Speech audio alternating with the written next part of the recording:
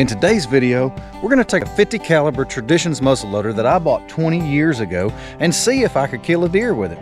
Now, generally speaking, I don't care much for muzzleloaders, but it's not because the guns don't perform. It's because they shoot out such a cloud of smoke that with the naked eye, it makes it almost impossible to see which way the deer runs after you shoot it. And then even if you're videoing at best, you get some sort of smoky shadow in slow motion. It's just hard, and it's been my experience, you don't get much of a blood trail with these things. I'm not going to be hunting over a corn feeder this time. Traditionally, y'all are used to seeing me hunt over a corn feeder. With the little bows, I need the deer close, and that's just the way we do it. But with the rifle, that's not the case. So we're going to go sit up on one of these scrapes and wait for a buck to come through and freshen it up.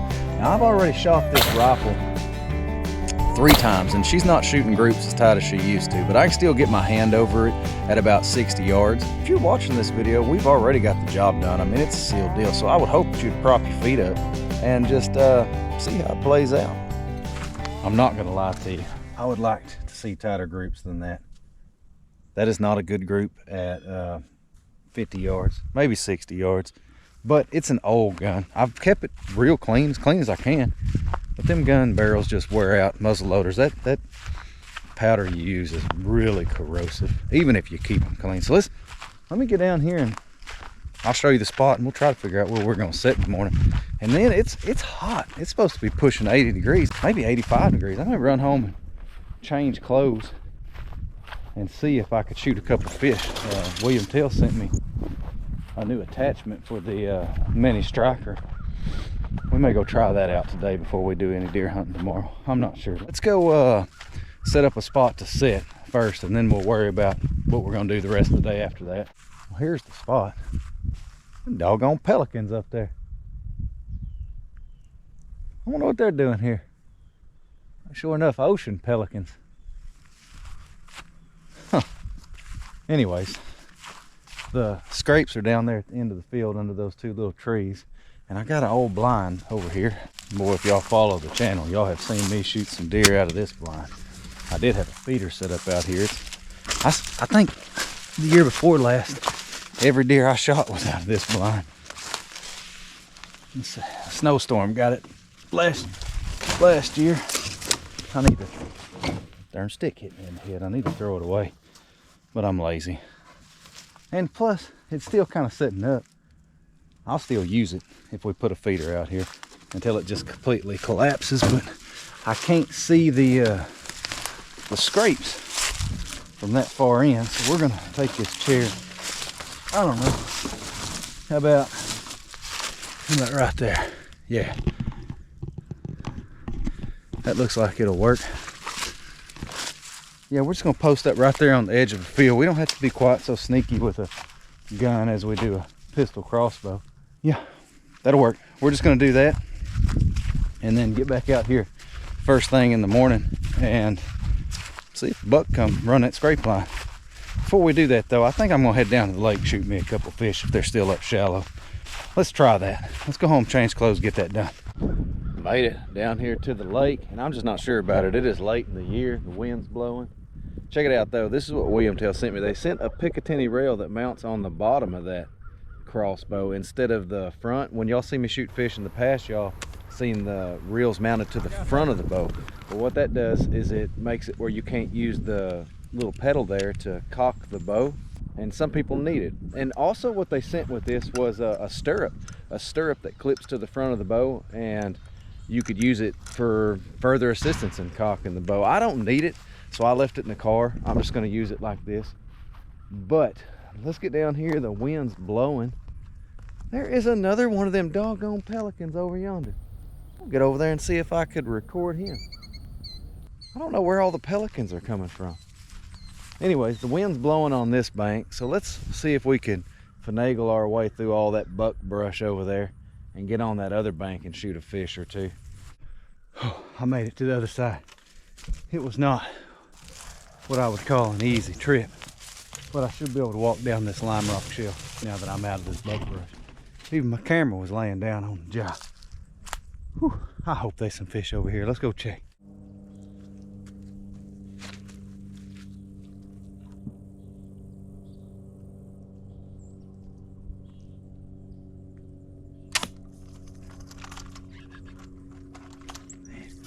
They are being shy today.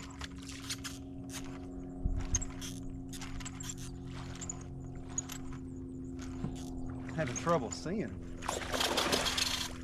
They let me see them though, I'll get them.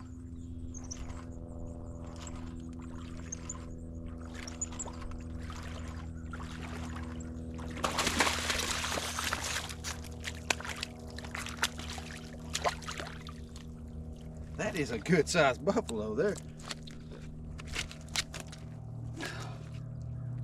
Good grief.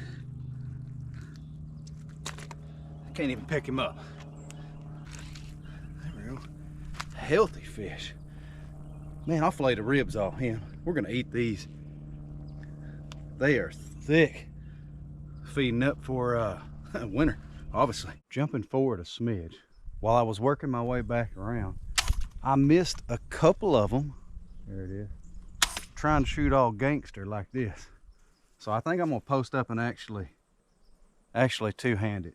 Use it like I would my Glock or something, you know? A little more stability with both hands. That's a lot of forward weight for one hand. Ain't much at all with two hands though. Let's see if it makes a difference. I don't know how it wouldn't. Any added stability is gonna make a difference. Now I just gotta find another fish. They have been slim pickings today. Well, we got one right here. He's just a little deep. I can't see him good. Did I get him? I did get him. Two hands does make a difference. Well, I 10 ring that one.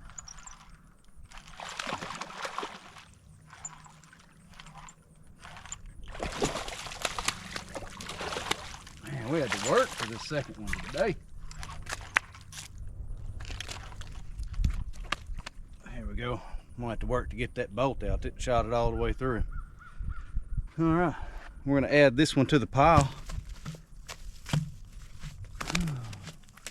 I don't know what we're gonna do. I decided just to call it. We got those couple fish in the ice chest. We'll flay them when we get home. Gonna eat them. But I can be down here all day, and the fish are just not up shallow, and it's because of the time of the year we're trying to do it. So I'm just gonna cut this short and pick y'all back up in the morning when we're deer hunting again. Season opens up tomorrow. It is supposed to rain tonight, and I mean like a humdinger rain supposed to come through. If it does rain tonight like they say it is going to, I bet that'll lay them deer down, and I bet them bucks will want to freshen them scrapes up after that water washes them out. So ain't nothing to do, just pick y'all up in the morning. Well, it is the next morning, and I'm not gonna lie to y'all, if it wasn't just the perfect day to hunt, I probably wouldn't be out here, because I got up, I don't know, I got up early enough to get out here like I was supposed to. And I get about halfway and realized I forgot my GoPro and some other camera equipment, so I turned around, went back home to get it, and about a mile from the house I picked up a screw in my tire. I was thanking the good Lord that it didn't go flat. I didn't have to change it on the side of the road. I was able to drive it home. So I switched vehicles to this old truck. This old truck's one of them trucks that's had to air the tires up on it before I left. It's one of them old trucks that just every light on the dash is on, got like 300 and something thousand miles on it. I just wasn't sure. It's got bad tire on the front. Wasn't sure if I was gonna make it out here, but I did. And it's all because it's just one of those perfect mornings. You know, it did rain last night like they said it was going to. The temperature dropped way down. I mean, it rained hard all night long. It's probably in the 50s right now. Everything's just right. And I left some other, after I got in the truck and come back out here, I left some camera equipment in the car that I had the flat on. So now I'm going to have to figure out how I'm going to get the GoPro set up. I don't know. We'll work it out. Give me a second. I did get the tripod. We got all the cameras. I just left some equipment twice. Oh, it's one of those mornings. Give me a second. We'll figure out how we're going to get the GoPro set up. I think we got everything worked out now. If I could pick one thing out that I like about muzzleloader hunting, it's the one time a year I could carry a fanny pack and still be considered a man. Those things are handy. This is what we got going. I cut a stick. I tied the GoPro to it with a cell phone charger. We're professionals around here. We're gonna get this done. Alright, so I think that's everything. I'm gonna get out there and get nestled in before the sun comes up. Now, despite all the setbacks, I did get nestled in before the sun came up, but there just wasn't much in the way of deer movement. Other than a couple coons that crossed the field, I wasn't seeing nothing. But right before 9 o'clock, you know, just before I give up on the day, I seen the top of an old cedar tree whipping down in the woods, and there wasn't but one thing that could be doing that.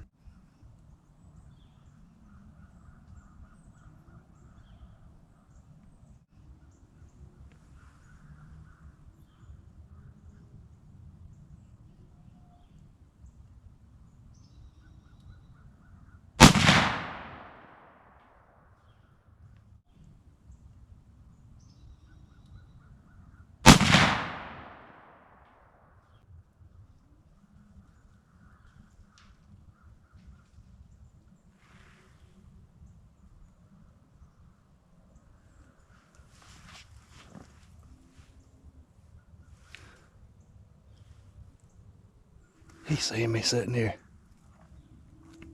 Man, I was having a hard time getting steady.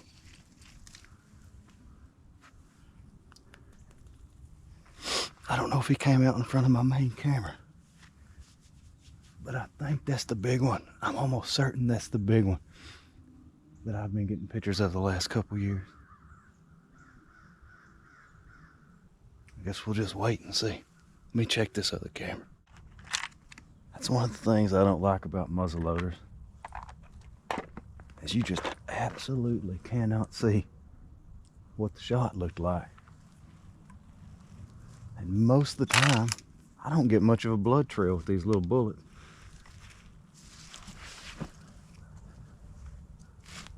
I did hear him crashing through the woods, but I mean, he would have crashed off if I hit him or I didn't. He wasn't fixing to stand there after being shot at.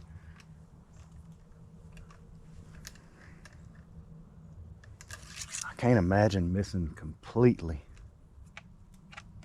that shot, but I wasn't real steady. I was having a hard time getting held on him, having to freehand it like that. I should have brought a rest. I don't know. I like to not got down here with all the camera equipment.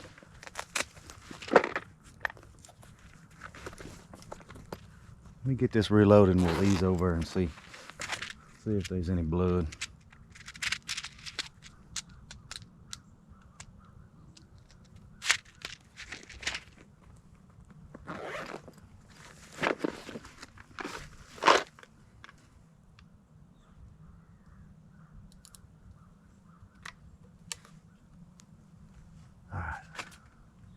Let's go see what happened. Well, I'm over here where he was standing, or where I think he was standing. Pretty sure this is it. Right here somewhere. And I can't find any blood. I mean, not even a drop.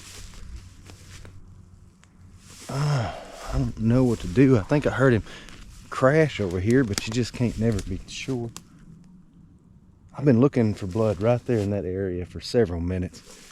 And I don't see nothing. I first seen him raking on a tree over here, one of these cedar trees. And I was able to get both the cameras going.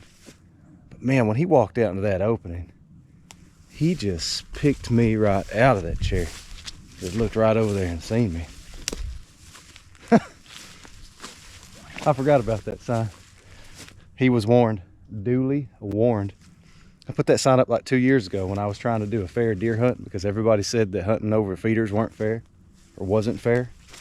So I put signs up everywhere and I took them all down, but I guess I left that one up in the tree and he walked right by. Anyway, I'm getting sidetracked. Let me see if I can find some blood. He ought to know better. Let me show you. Like when that deer walked out, he come out, right about here. And if you look over there, it is not hard to pick out that seat where I was sitting. He was probably coming out here to work these scrapes. There's a scrape here. It was pretty fresh. It rained last night. And another scrape here. Well, he had probably worked him over real good if I'd gave him a chance. But I thought, I mean, he seen me and I thought he was about to go. So I went ahead and shot him. All right, let me just keep easing around, seeing what we could find. Well, just by happenstance, I have found some blood. Look, it's way up high. Way up high. If it wasn't up so high, I probably wouldn't have noticed it. But we're probably 100 yards from where I shot him. But that's, I mean, that's quite a bit of blood. There's more down here. Look at this.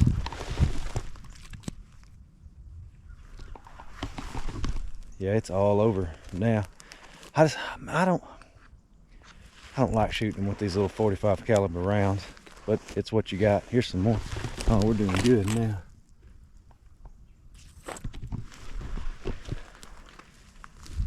More right here. That's a lot. Oh, he's opened up. My goodness, look here.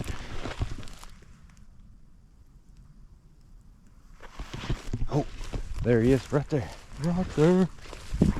We found it. We found it.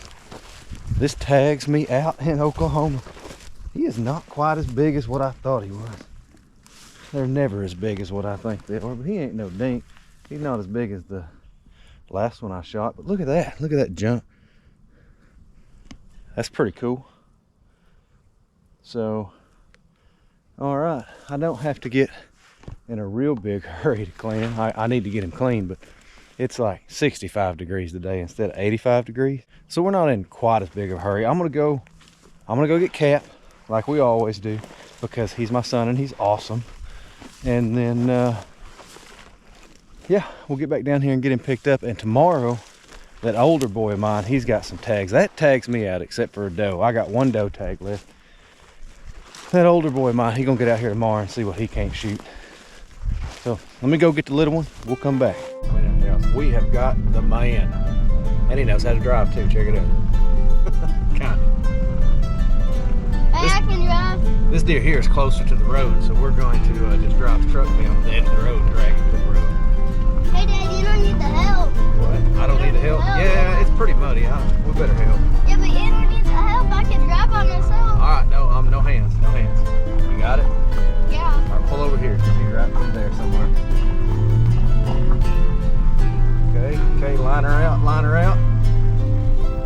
You did it? All right, put her in park right there. Right here. All right, let's go see him.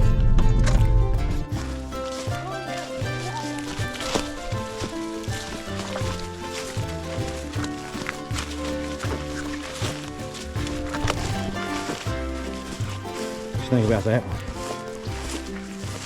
That don't look like... Look at this junk you got over here on the side. Huh? There ain't no junk. I don't see no junk. Junk right here. Look at these antlers sticking off. What do you mean? These little points right here. No? You're not impressed? Do I need to shoot bigger ones? Yeah. My goodness. I ain't never gonna satisfy him. How big do they gotta be? Like elk big? We shoot baby deer around here. I don't ever shoot big ones. No? He gonna force me to shoot big ones. So we're gonna get this deer gutted, get him drugged to the truck. We appreciate you watching. Catch you next time. Next time.